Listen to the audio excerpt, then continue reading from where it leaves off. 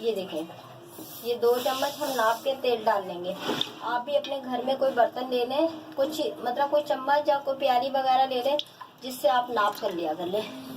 ये ना कुछ नहीं डलता, वैसे पूरा साबुत गरम मसाला डलता है, लेकिन मैं पूरा गरम मसाला नहीं डाल रही। ये लोग हमारे बच्चे जो है ना पसंद नहीं करते।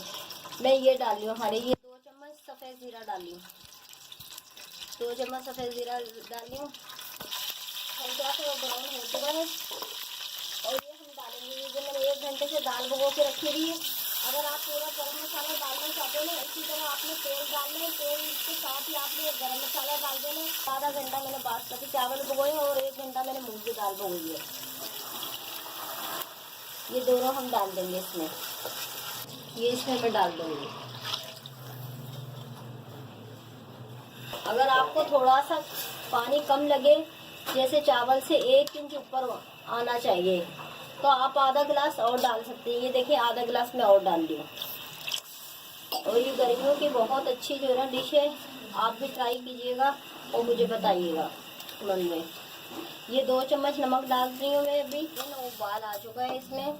अब जो है ना हम ये देखेंगे नमक पूरा है या नहीं है, लेकिन बिल्कुल सही है। जो मैंने 2 चम्मच नमक डाला है ना, बिल्कुल सही आ रहा है। और नहीं डालना, इस तरह पानी हो, लिक्विड लिक्विड हो तो आप जो है ना दम पे लगा दें। इसलिए क्योंकि फिर जो है ना आपके चावल नीचे पूरे तले में लग जाते हैं।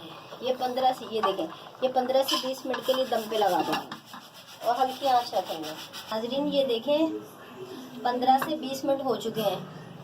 ये देखें माशाल्लाह से हमारी खिचड़ी बहुत अच्छी तैयार हो चुकी है।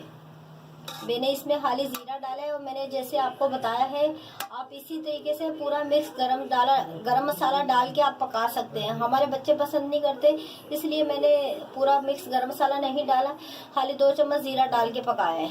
ये देखें माशाल्लाह से कितनी अच्छी जो ना खिचड़ी पक चुकी है। 15 से 20 मिनट मैंने दम पे रखा है।